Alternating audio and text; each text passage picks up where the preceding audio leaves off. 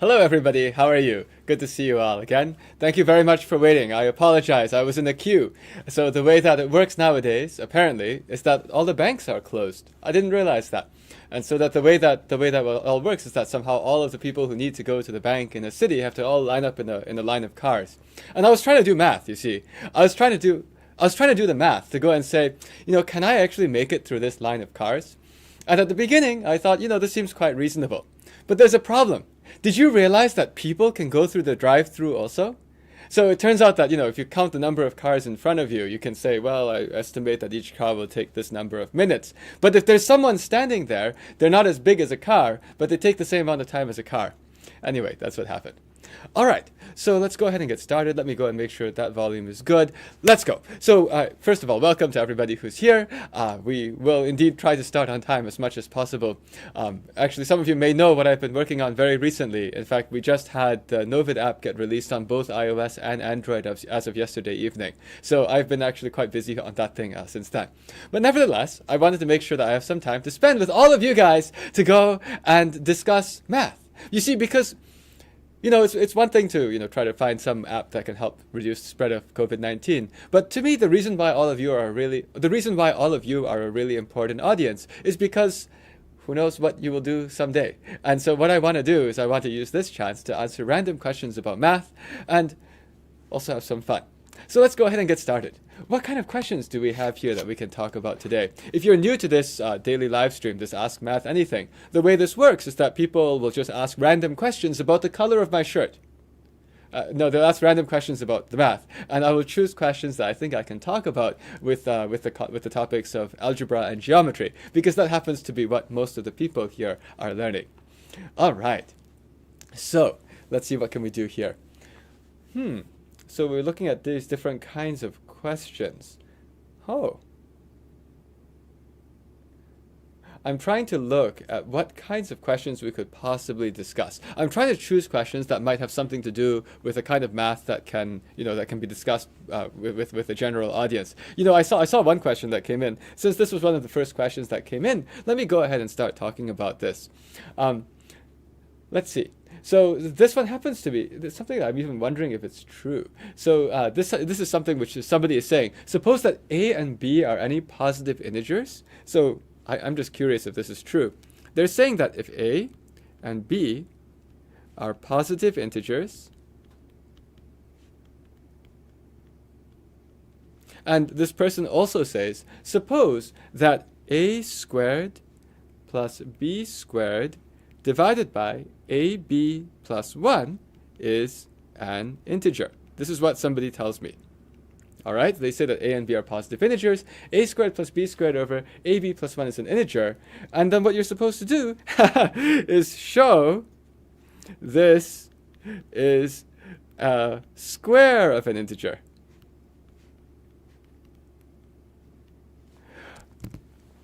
Is this like this 1989 International Mathematical Olympiad problem? I'm actually a little bit curious.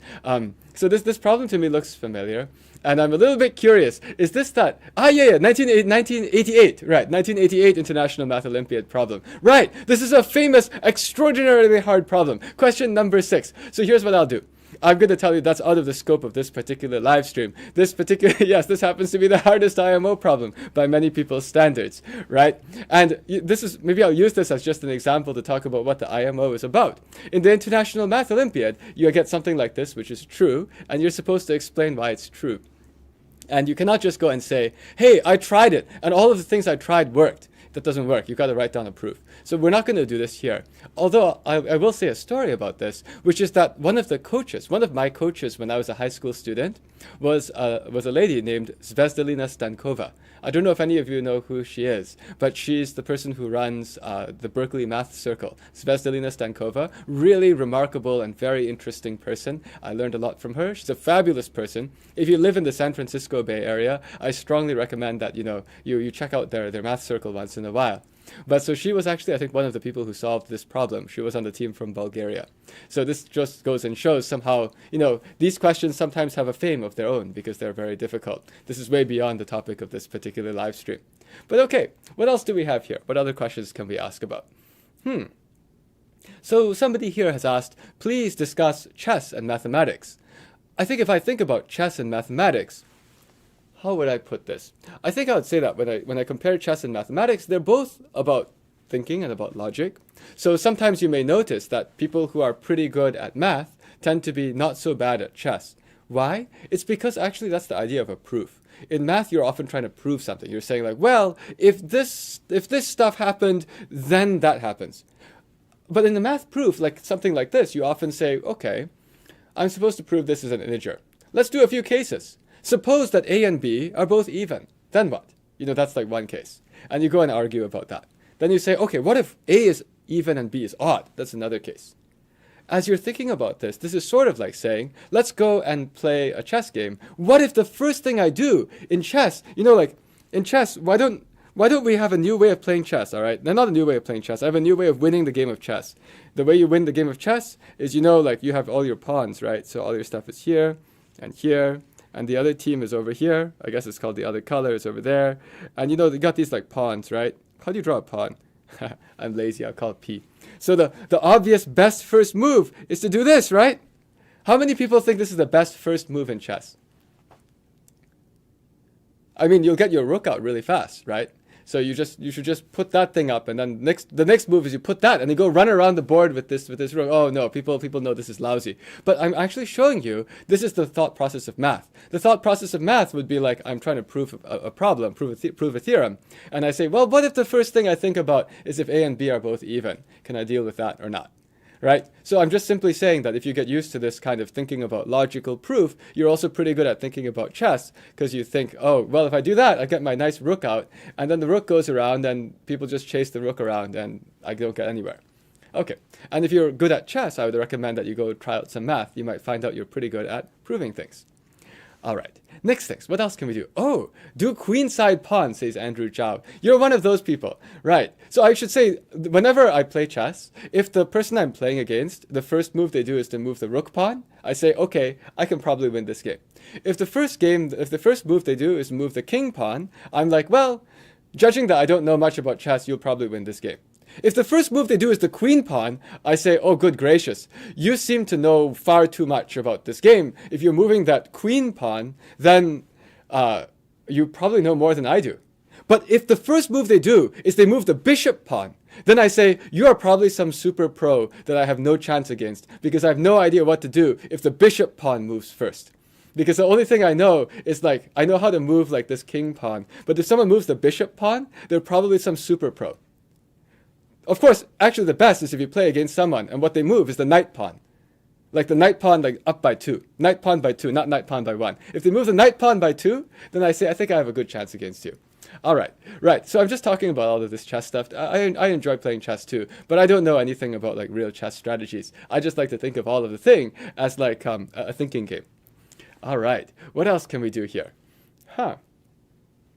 More questions. So I'm looking here to try to find various questions that might have something to do with math, which are also maybe not far too difficult for this particular audience. Somebody asked, do I even have a green shirt? The answer is yes, I actually do have a green shirt. But my work is not done. I have a lot of things that I'm still trying to achieve. So we'll keep going. Am I good at chess? Somebody asked. I'm good at losing chess. Actually, there's another game which is kind of fun. It's like, I think it's a game of chess where you're supposed to just lose the game. I'm not good at winning the loser's chess. I'm only good at losing the normal chess. Okay.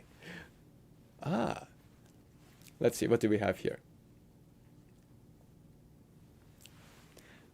Oh, okay.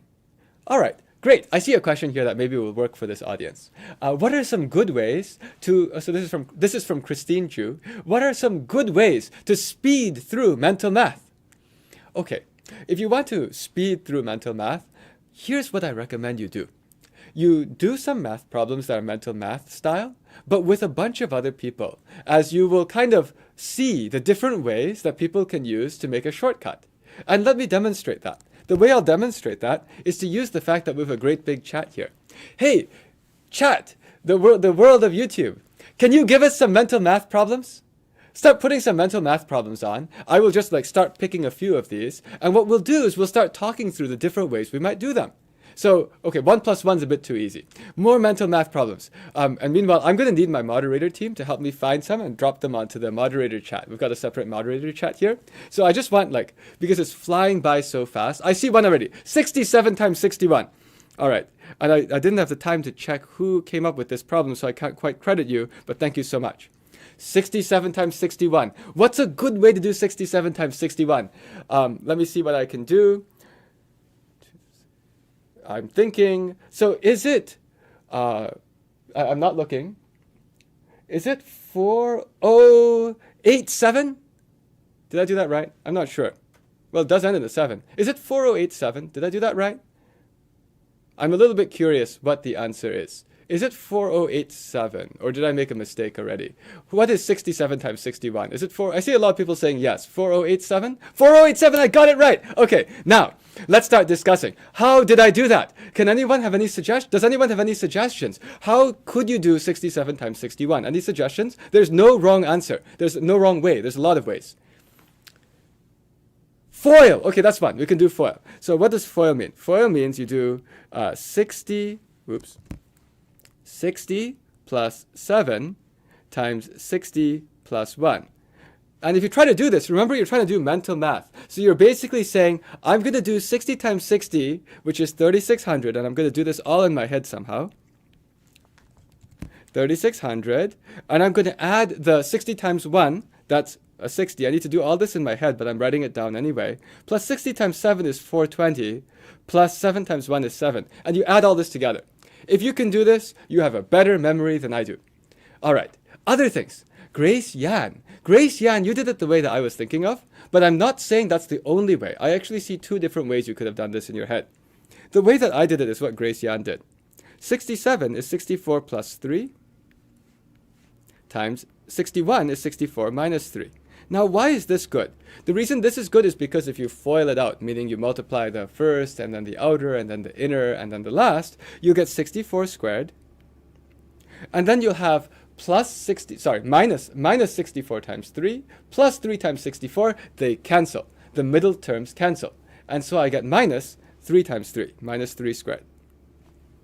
So this is what I did in my head. Now, why is 64 squared easy? And first of all, do you know what I was even doing when I was doing this? I was actually doing the problem, and I was trying not to look at the screen, because to me it's no fun if I accidentally see the answer appear in the chat. I actually like to play this game. Very good. Claire Guo, you did 2 to the power 12. It's because 64 is a power of 2. So nice thing in the world is these powers of 2. They're really important, especially if you ever do computer programming. In fact, I've been doing tons of stuff with binary and computer programming for the last 2 months because of the app that I've been making. So this 64 is 2 to the power 6 and then squared minus 3 squared. So I just needed to know 2 to the 12 minus 3 squared. Now, I don't memorize 2 to the 12. Does anyone have any idea of how you can get 2 to the 12 fast? And this is you can't memorize everything, but I'm kind of curious if anyone knows, how would you actually figure out 2 to the 12? I know some people do 4096, very good. P, your very long username with lots of PY14 or something like that, can't really pronounce it. Can't really remember it. But 2 to the 10 is 1024. That is a very, very useful thing to remember, because 2 to the power 10 is basically 1,000. So this is 1024. That's 2 to the 10 times 2 squared. 2 squared is 4. Now, you see, I actually do know enough powers of 2 to be I know that 4096 is a power of 2. I just don't remember that 4096 is 2 to the 12th. I just know it's 2 to the something. But I know it should be about 4,000. So it's 4096 minus 9. So what I did in my head was 4096 minus 9. And, if you subtract 9, how do you do that? Does anyone have any fancy tricks of how to subtract 9 from 4096? What would you do? Somebody asked, what's my high score for 2048? I've actually never played it before. But Vera Wang, Grace Yang, thank you very much. Minus 9 is minus a 10 and then plus a 1. So it's 4087. Okay, so that's another way to do this problem. To be honest, actually, I said there was another one, but the other one I don't really see would be that nice. The other one would be to say like multiplying by 61 is sort of like multiplying by 60 and then multiplying by 1 and adding them, but that's painful. So here, this is just an example of like trick on mental math. You see, some people randomly asked a bunch of questions. I just picked one, and after I picked one, I was like, yeah, how would you actually try to do that? But the value here is that, you see, we saw a few ways to do the problem. The way to get good at mental math, really, is that you kind of try to do some problem, you think about whatever clever way you could come up with, and then you ask some other people, did anyone else have any other methods? And if other people had some neat methods to solve the problem, then you kind of learned a new trick, right? So hopefully you saw a bunch of like neat tricks here that you can use other times too. All right, what other questions do we have? That was fun. That was fun. What other questions do we have here? Somebody is a blob. Hi. Okay.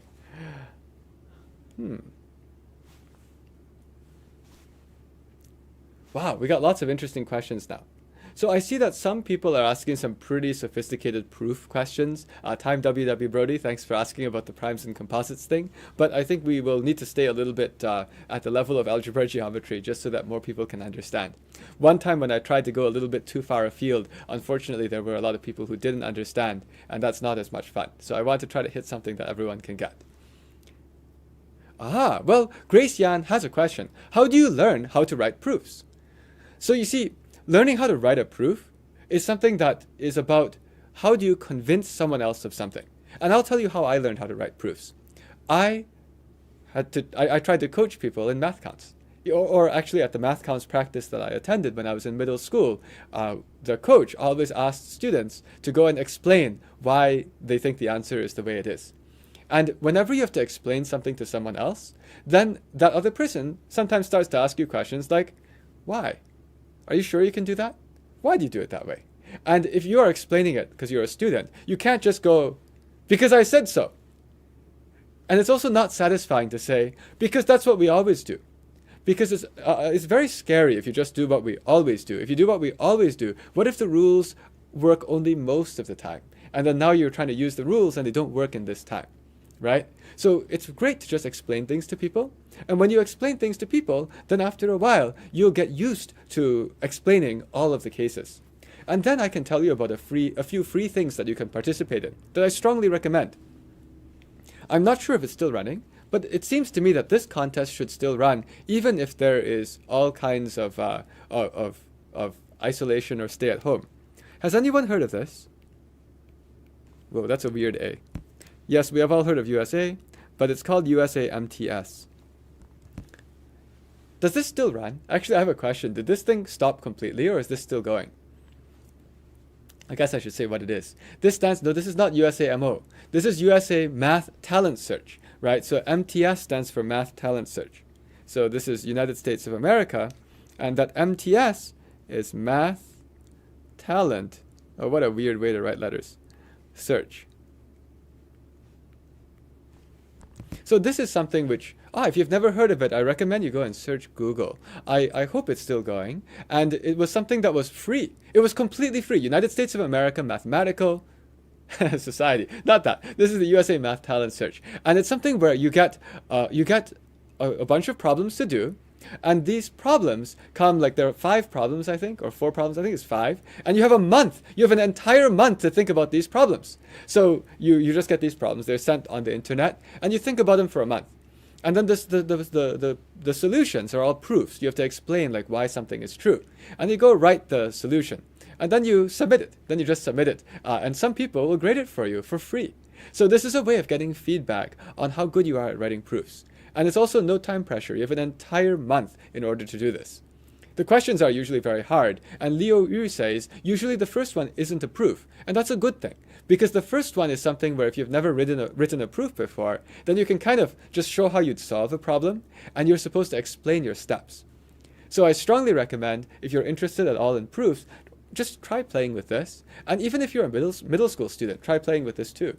For whatever reason, it's completely free. Actually, one reason it's free might have been because, at least some time ago, it was sponsored by the National Security Agency. So that happens to be a United States government agency whose specialty is keeping America safe. And so I think they were interested in trying to find out who were these really talented people so they can keep an eye on you. All right. I'm just kidding. Don't worry. All right. Other questions that we can play with. Yeah, somebody said the DoD, Department of Defense. In general, there are a lot of these government agencies which work on different aspects of keeping people safe. Oh, this is cute. I wonder if I can do this problem. Abuga Charles has asked a question which has like 3 equations. So let's see what we've got here. So Abuga Charles says, hey, oh, where'd they go? It disappeared. Oh, there it is. Abuga Charles says A minus B equals 1, B minus C equals 1, C minus A equals 3. What are A, B, and C?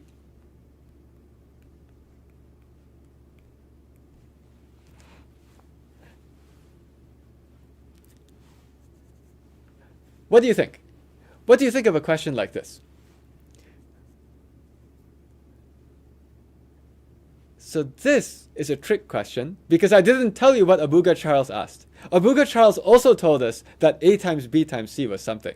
And the reason is because this set of equations that I've just written so far has infinitely many solutions. The reason there are infinitely many solutions is that actually if I already know A minus B and I already know B minus C, I actually already know C minus A. Wait a second. Something's a little fishy here. This looks weird. So you know what? This looks like a really weird system of equations. So yeah. So actually, Abuga Charles also told me one more thing. Also told me that ABC equals 60. So I was going to start by telling a joke with you guys and being like, oh, there are infinitely many solutions. We need another equation. But it turns out that the first 3 are already not possible. We don't even need the 4th one. And how do I know? I wanted to put this question here because it's something you get from experience. You see, if somebody gives you like 3 equations and 3 unknowns, and the 3 equations look like this. Let me draw another page. If someone tells you that A plus B is equal to, I'll make up any number I want, 7, and B plus C, any number we want, minus 4, and A plus C is some other number, like 1. This always has a solution. So whenever anyone gives you 3 equations in 3 unknowns, and you add up pairs at a time, then this always has a solution. Why? It's because there's a fun trick. You can just add up all the equations and find out what's the sum of A plus B plus C. Well, you'll find out double of that. Double of A plus double of B plus double of C is whatever the other thing is. 7 plus 1 is 8, minus 4 is 4. And so that means that A plus B plus C is equal to 2. And so this is the way you always solve these equations. It's like you can add them all up, you find A plus B plus C equals 2, and from each of these, you go and find out like what is the A, what is the B, and what is the C. And it turns out that there's always a solution. By the way, what I've just done here of deducing a bunch of things doesn't prove to you that the final result is actually the solution. It just proves that if there was a solution, it satisfies what we get. So you plug it in at the end. But there's something in a more sophisticated subject of math called linear algebra, where you can actually show that any set of equations like this always has one unique set of answers, A, B, and C. If you have like A plus B, B plus C, and A plus C. Okay? But now when I go back here, this thing here of minus, if it's A minus B, B minus C, and C minus A, this thing generally is going to either have no solutions or infinitely many. And here's why. You can think of A minus B and B minus C almost as distances. It's like if I had some kind of a line, okay? If I had some kind of a line and A, B, and C were on the line, and I don't know what order they're in. A, maybe B is over here, and maybe C is over here, okay? It doesn't matter what order they're in. The A minus B is telling you what is the length of this. I drew the arrow A minus B. I'm drawing the arrow that goes towards A. That's because if A happens to be bigger than B, A minus B is positive, so the arrow points to the right. On the other hand, if A is less than B, then the arrow points to the left, and it would be negative. And then this B minus C, that would be the arrow that goes from C to B. C minus B is the arrow that goes from C to B. Sorry, B minus C is the arrow that goes from C to B, because if this happens to be a negative number, meaning B is less than C, then it goes to the left, like this. And as you can see, if I add together these two arrows, like I'm adding a negative and a positive, the result is just this part. So I'm telling you that if I know the distance from A to B, the distance from B to C, then I know the distance from A to C. In other words, the first two equations should already tell you the third one. For example, if I look at the exact numbers I had here, if A minus B is 1, and B minus C is 1, look, you can add them. You get A minus C is 2. But now this is a contradiction, because the third equation tells me that C minus A is 3. So somehow A minus C is 2, C minus A is negative 2, so I have a contradiction. So I just wanted to show this, that somehow if I have a system of 3 equations in 3 unknowns, and it's always the differences, A minus B, B minus C, C minus A, the third equation is either contradictory or redundant. Redundant meaning if what we found was C minus A equals negative 2, I'd say you didn't get any new information out of the third equation. Okay, so I wanted to bring this question up just because then we can talk a little bit about what happens with these neat patterns. And like with these systems of equations, if you just switch from pluses to minuses, then you get a completely different situation. With pluses, there's always one solution. With minuses, you either have no solution or infinitely many. Okay, what else do we have here?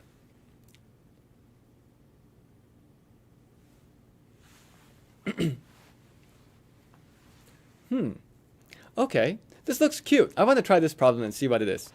Okay, so somebody has a neat problem that makes me curious. I wonder if it's nice. And this comes from a person who has a username Maths Genius. So he must be a genius.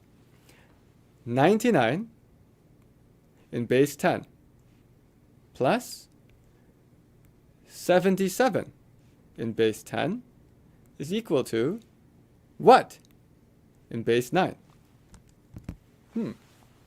What's a good way to do this problem? Well, if I wanted to do this problem, I guess there's a couple of different ways I could think about this. The first is that I'm already used to adding in base 10. So there's probably there's no disadvantage to going and adding in base 10 first because we're already used to it. So for example, I need to add 99 and 77. What's the easiest way to do that? You can do that in your head. How would you add 99 and 77? Anyone have an idea? 99 plus 77, that's like 100 plus 76. That's very nice. So this is 176 in base 9. Oh, sorry, base 10 equals what in base 9? Okay, now how could you do this? If I want to convert from base 10 to base 9, I guess what I could do is I could go and try to, think of what 9 is. Like in base 9, I've got some place values. Let's go ahead and write some blanks.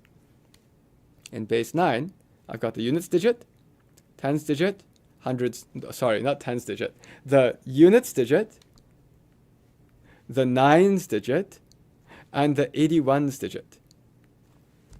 Does this make sense to people? So if I'm doing this, what could I do? I could say the 81s digit. Should we start with that first? How many 81s should you pick? Anyone have an idea? If I have 176, if I pick one 81, like just take one of the 81s, I get 81. If I take two of the 81s, I get 162. That sounds good. I should take 162. Let's do that. So I will take two of these. So that gets you 162 so far.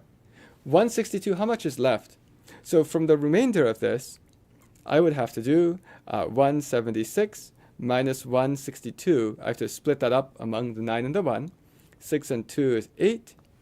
7 and 6 is, what, 13? Maybe? Wait, what in the world am I doing? Why am I adding them? Okay, let's subtract them. So if I subtract them, 6 minus 2 is 4. 14. Oh, really? Hopefully I can subtract right. So if it's 14, what do I have? 14 in base 9. I should take one of the 9s. And 14 minus 9 is 5. So I seem to be getting an answer of 215. Okay, so that seems reasonable. Are there any shortcuts on this? Well, not that easy, I think. I would say I don't see any particular easy shortcuts on this particular problem. Can I be more clever? Yeah, I don't actually see something that's super, super clever on this question. And so, yeah, 215 is close to 216. That's kind of neat.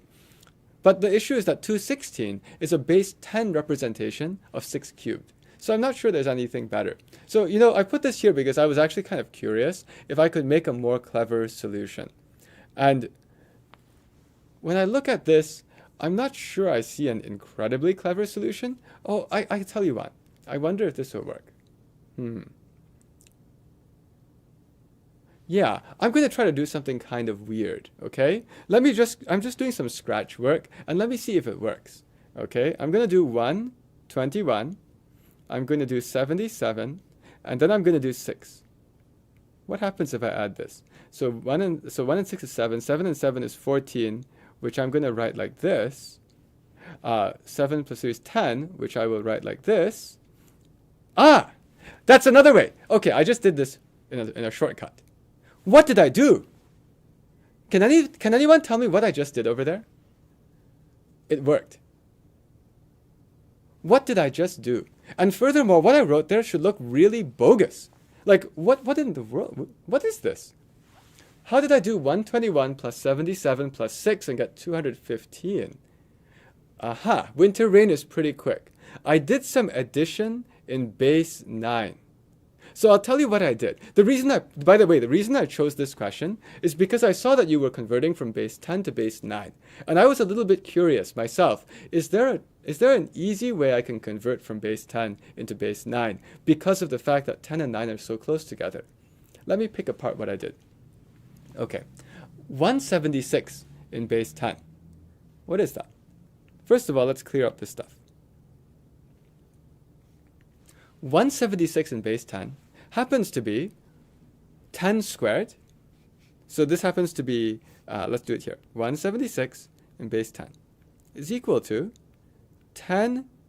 Okay, it's going to look so weird. I'm going to write 10 in base 10 squared plus 7 in base 10 plus, no, that's not right at all, plus 7 times 10 in base 10, and the 7's in base 10 also, okay, plus 6 in base 10. Does everyone agree with what I've just written? All I wrote here is just like, it's in base 10, and I'm just emphasizing that I'm in base 10.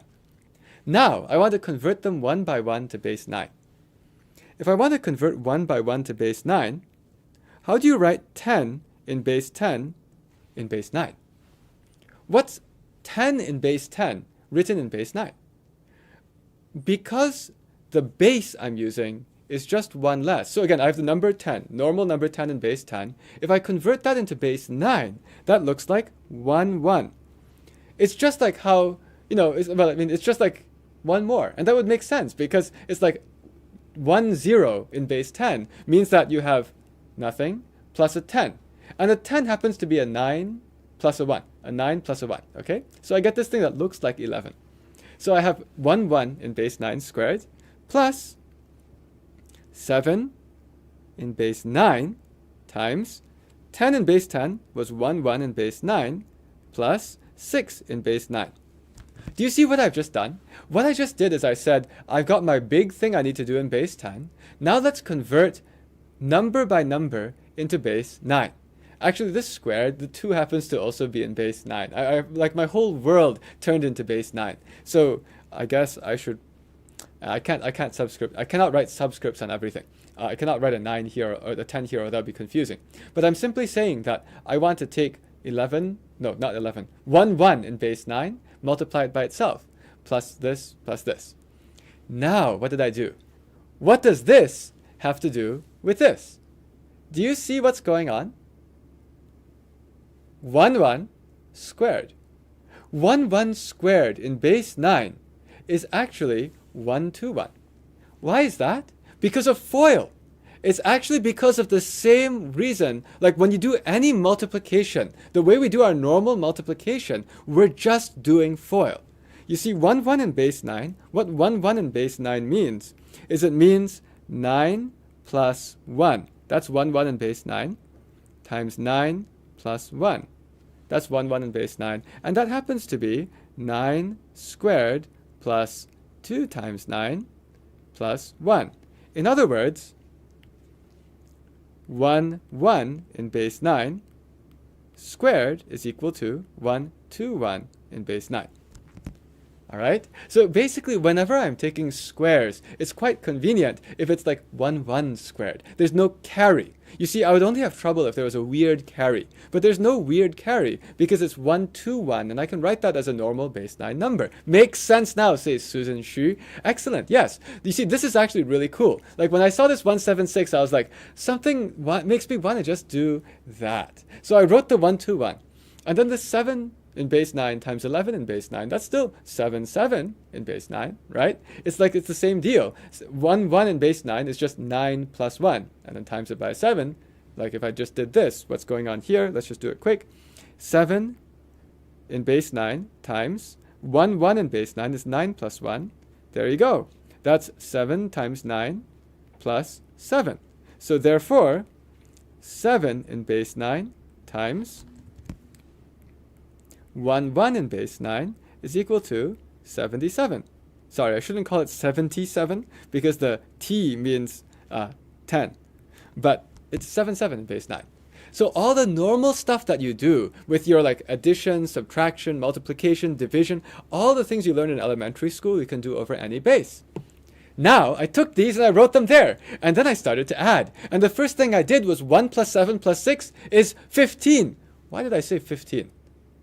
1 plus 7 plus 6 is not 15. 1 plus 7 plus 6 is 14. Why did I put 15?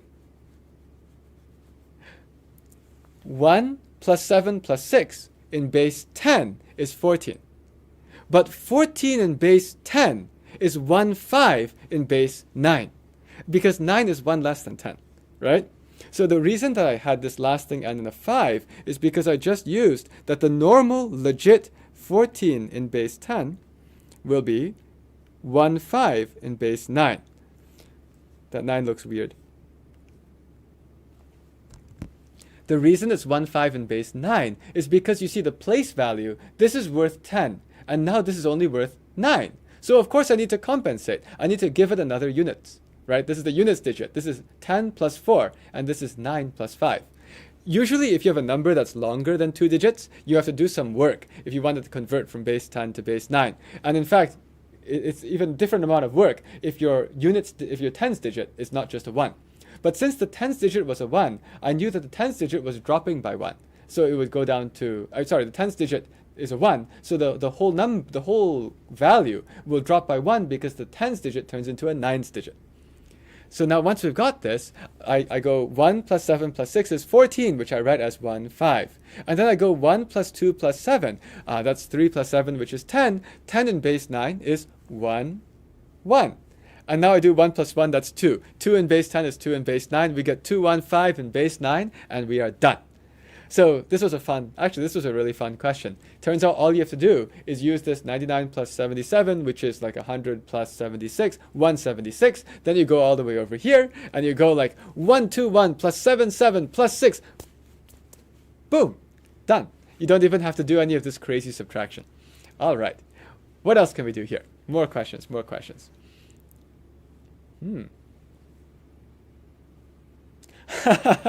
You're so funny. Leon Nia asks, why do people scratch their chins when they think? That's a good question. I think that's like a habit. Maybe I do that. I'm not sure if other people also like to do that. For me, I don't know. It's like something I'm just used to doing. I got this hand that feels like, I don't know, doing something. I just did that, right? So I think it's just a habit that I have. I put my hand on my chin and scratch it a little and I think. But I don't think that it's something that everyone has to do. All right, other questions. I see people asking about chopsticks. I'm sorry, I haven't had time to look at the rules for chopsticks yet. We'll find a time for that.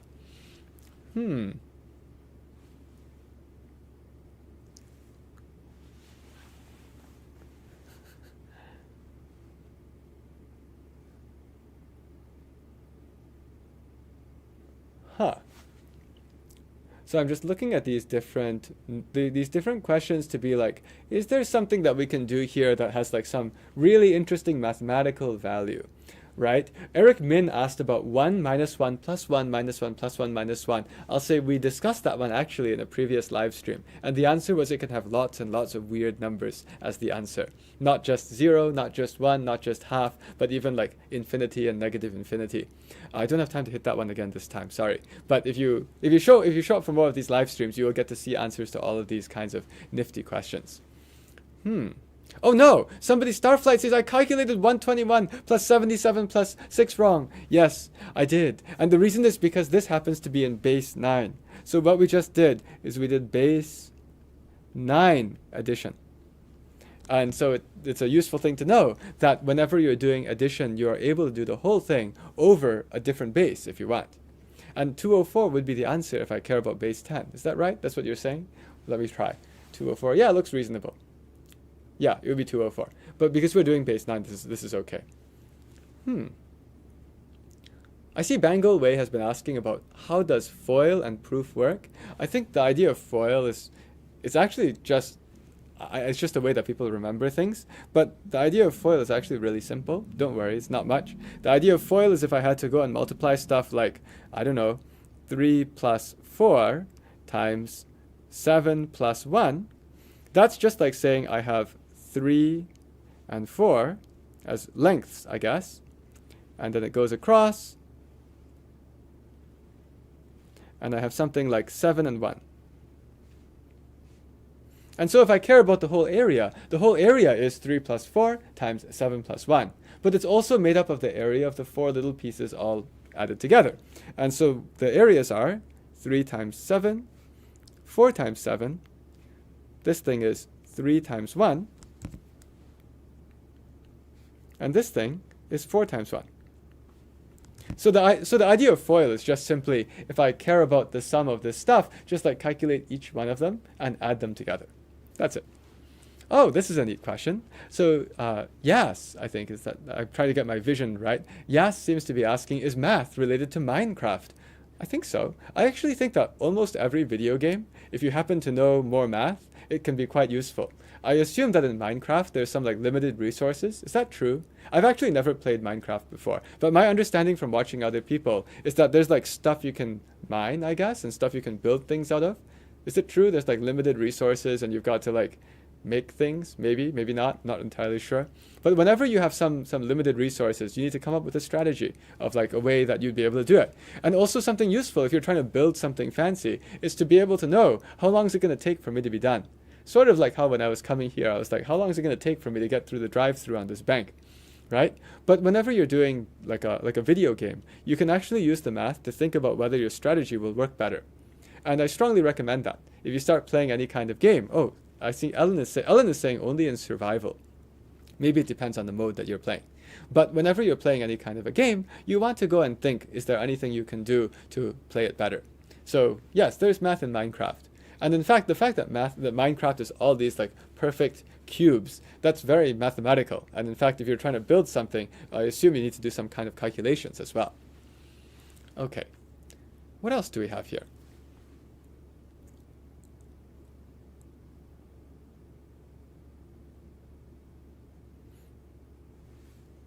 Wow.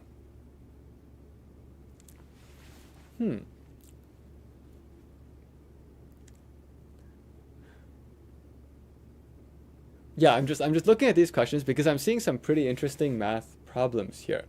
So there is a question here from IcePaw, this is interesting. It's about mass points. He or she is asking about, once I assign mass points, what do I do after?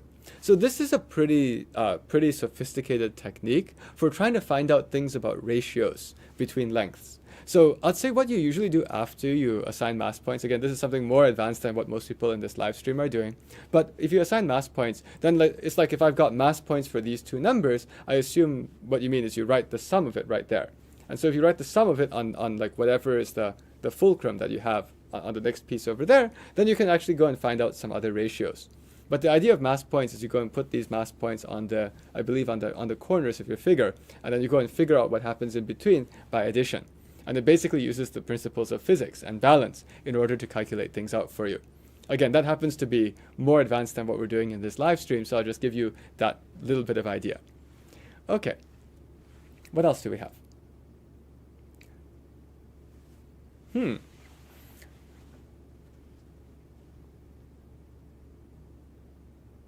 I'm trying to read and understand these questions. So,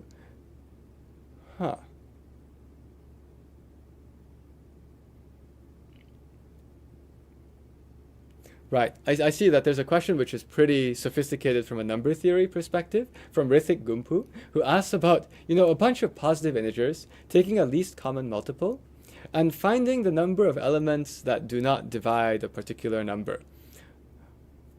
Let's play with this. Okay, let's play with this. Why not? This will be a harder question than we usually talk about, but let's just see what we can do. So this question is, let us have a bunch of numbers. We have a bunch of numbers. 1, 2, 3, all the way to 2017. So I've got all these numbers. And what this is saying is, suppose that we have a least common multiple. Let's figure it all out. So all of this, let's figure out the least common multiple. L is the least common multiple. You never would want to do this in real life, by the way. This would be far too much trouble to do in real life because it's too many numbers. But fortunately, we just call it L. And now what this says is, find out how many elements, how many of these numbers do not divide L over 2016. So the question was, how many don't divide L divided by 2016? Whenever I see a problem like this, the first thing I do is I say, can I solve a simpler problem? What's the simpler version of this problem? The simpler version of this problem is to say, I don't know, this is too hard. Easier question. How many don't divide L divided by 1? Hey, can anyone tell me the answer? I have all the numbers from 1 to 2017. Let's do all the hard work to go and figure out what the least common multiple of all of these is. And then the question is, how many of these numbers don't divide L divided by 1? Oh, that was easy. None of them. They all divide L divided by 1. Of course, because it's the least common multiple, right? If it's the least common multiple, they all divide it. So now I've understood. There's a reason they asked me 2016. It's because if they asked me 1, it'd be too easy. So that's easy. This one's easy. Then I say, what's the next easiest version of this? 2016 is a complicated one. Can anyone suggest another number to write instead of 1? What should we try? 2. You see, whenever you're doing a problem like this, you look at the number 2016 and you say, what's special about it? It's a whole number. So I should probably put a whole number here. 2016 is also not a prime, but 2 is a simple number. Let's see, what's the answer if I wrote just 2? If I wrote just 2, how many don't divide L divided by 2? Well, in that case, I think what would be important is that, how many of these numbers don't divide this L divided by 2?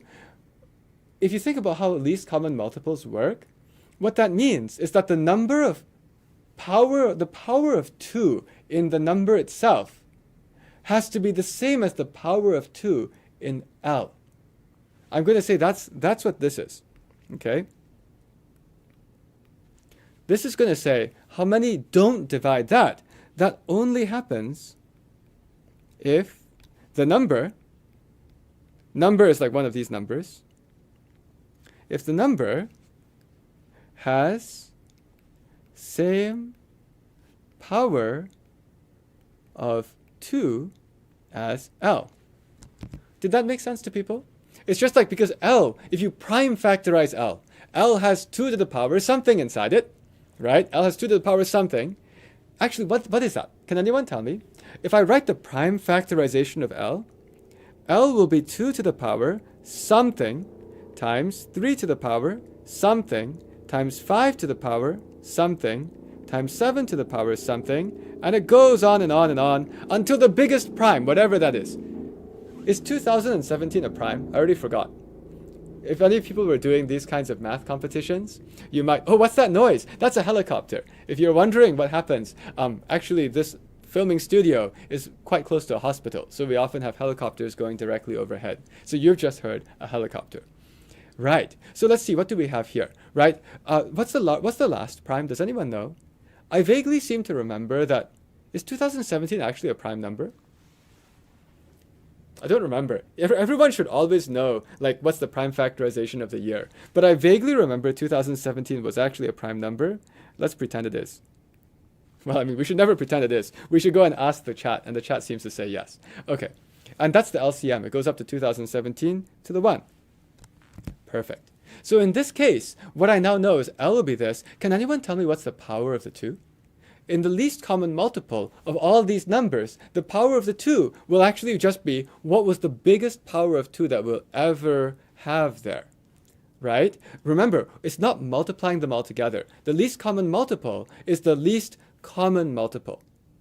I didn't give you any useful information there. But the point is that if I don't see any number inside this list with a power of 2 that's bigger than 10, then I don't need to get any bigger than 10. Exactly. Thank you, everybody. Math's genius. The genius is back. This 2 to the power 10 is actually the biggest that you'll ever get. You see, the reason is because if you look at all these numbers in the list, there will be a 2 to the power 10 somewhere. That's 1024. You won't get 2 to the power 11, which is 2048. And you won't get anything else that's a multiple of 2 to the 11. So that's the biggest you got there, the 2 to the 10. Okay, let's answer this question then. So in that case, how do I do this? How many have the same power of 2 as L? Does anyone know the answer? So right now what we're saying, yes, oh, I saw that some people are saying we are over time. Yes, I just decided to spend a little bit more time with you guys because I came a little bit late. So we'll just go a little bit longer here. But so there's 1, right? There's exactly one number here which has the same power of 2 as L. The same power of 2, meaning 2 to the power 10. That's cool. So the answer to this question is 1. Now we're getting an idea. So what is 2016? 2016 I should probably prime factorize. Does anyone know what's the prime factorization of 2016? I don't, so I start dividing. I can divide by 4 because I see that 16 is at the end. So 4 times 5 is 20. Oh no, now what? 504? Let's divide by 4 again. Oh, this is cool. 2016 was this super neat number. Okay. Oh, this was a neat number. 4 times 12 is 48. 6? Is that right? Let's take out another 2, and I get 61. Okay, 2 times 4 times 4 is 32. 32 times 61.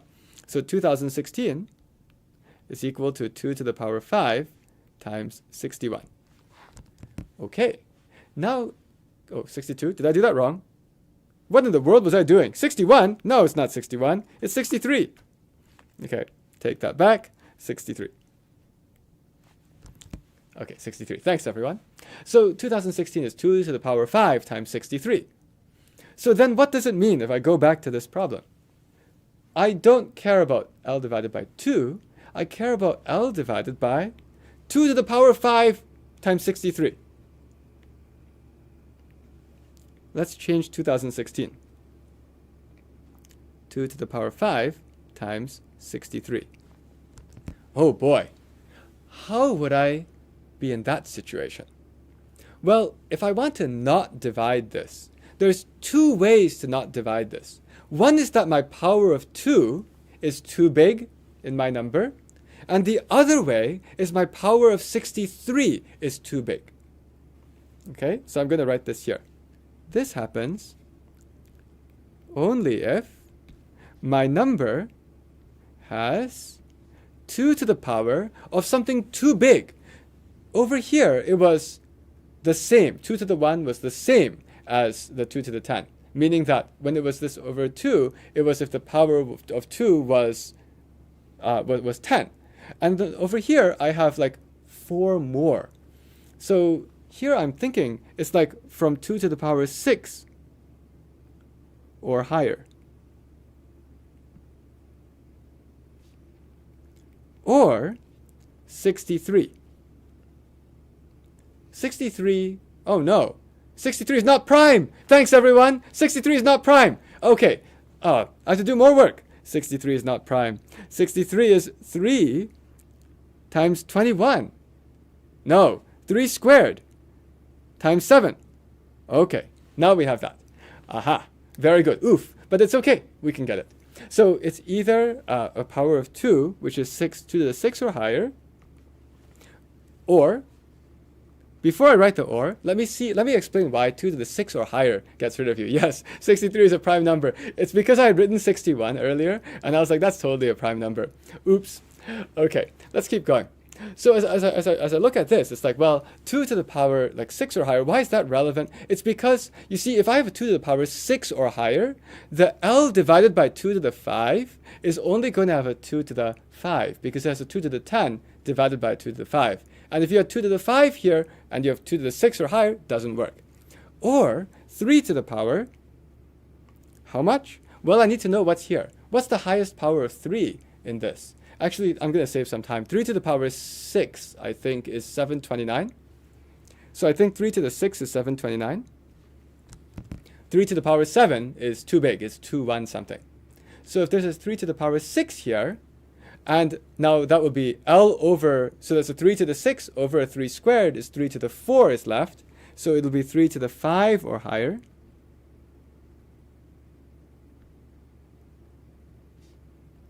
Or it has to have a 7 to the power. What's the biggest power of 7? 7 cubed is 343. And if I take 7 to the 4th, that's too big. Something's telling me this question is far too difficult for this audience. But okay, so this would be 3 or higher. No. So the 5, wait, what am I doing with the 5? It's supposed to be in the 7. Oh no, disappeared. Bam. Okay, 7 to the power 3 is 343. Okay, so no idea what this problem is about. Well, this is a little bit on the hard side. So 7 to the power 3 divided by a 7 is 7 squared. So now if the question is how many divide something with a 7 squared in it, well, if I have a 7 to the 3, I'm dead. Okay, so now the game becomes, how many of these numbers happen to have a power of 2? So it has a power of 2, which is 6 or higher, or a power of 3, which is 5 or higher, or a power of 7, which is 3 or higher. At this point, it's one of these Venn diagram problems. It's one of these, it's called inclusion-exclusion problems, Venn diagram problem, where I'm basically just asking, what's the chance, well, not what's the chance, how many of these numbers are divisible by 2 to the 6, or 3 to the 5, or 7 cubed? That's all I'm asking now. The entire question has turned into the numbers from 1 to 2017, how many of them are multiples of 2 to the 6, or 3 to the 5, or 7 to the 3. Let's just finish the problem. How many of 1 up to 2017 are multiples of 2 to the power 6, or 3 to the power, what were these? 5, or 7 to the power 3?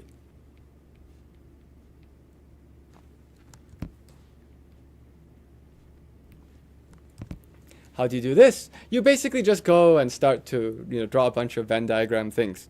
I think what you would do here is you would actually have to do some calculation work. I'm just going to do it quickly since we're over time. Right, so I would actually say I've got 3 sets, multiples of 2 to the 6. These, if multiples of 2 to the 6 are called A, multiples of 3 to the 5 are called B, multiples of 7 cubed are called C. Because we're over time and because this is a pretty hard question, I'm just going to go and write and say, here's what you're actually trying to do. You're trying to find the size of A union B union C. This is now combinatorics. This is like I've got a bunch of sets which are overlapping with each other.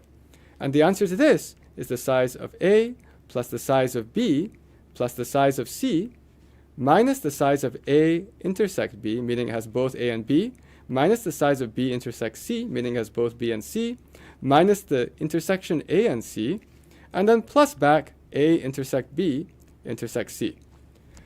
I just did something which is based on like a bunch of these different sets. I have a bunch of these different, like this is how many numbers are multiples of 2 to the 6, and so on.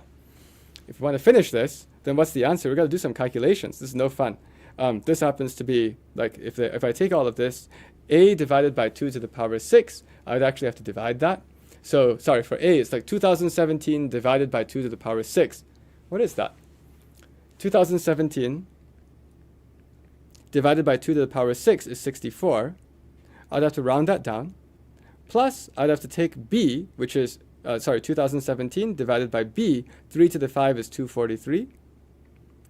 And then I have to add C, this is 2017 divided by 343, because that is 7 cubed. So, you do this calculation. So I'm going to say, it looks to me like this is something which maybe be losing some of the audience. So I'm just going to simply say you would do this calculation, 2017 over A and B together, since the two are what are called relatively prime. I get to do 64 times 243. Oh, that's like nothing. That's great. Those don't happen. And then the B and the C, oh yeah, those all don't happen. Wait a second, is it that simple? Oh, they can't be multiples of them at the same time. Is that true? Yeah, they can't be at the same time. Okay, so it just becomes this. So in that case, I'm going to put an answer. So I now have to actually go and do this division. Does it actually work? Let's see. So I thought it would be inclusion, exclusion, but it's multiple of this, or but there's no way it can be both at the same time. So let's just do it. What's 2017 divided by 64? I don't know. Let's find out. 2017 divided by 64. I'm going to cheat. I know something about 2016 divided by 64. 2016 is not a multiple of 64. Okay, watch me cheat. So this is the same thing as 2016 over 64. Plus, okay, the other one I'll do. 2017 divided by 243. It's not 10. It's not 9. Something tells me it's probably 8. The reason I say it's not 9 is because 10 times 243 is 2430. If I subtract the 243 from 2430, I'm still bigger than 2017. But if I subtract twice, it should be fine. So I think this is 8.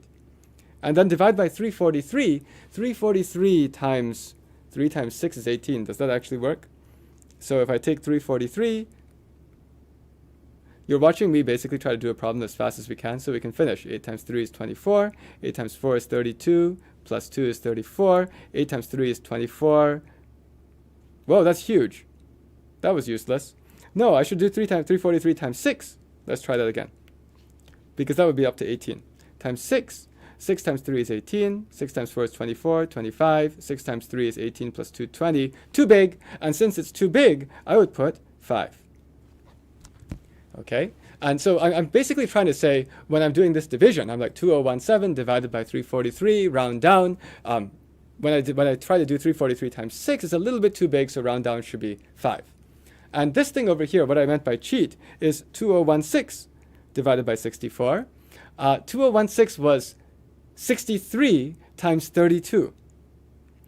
If it was 63 times 32, we're going to do this. 2 times 32. Plus 8 plus 5.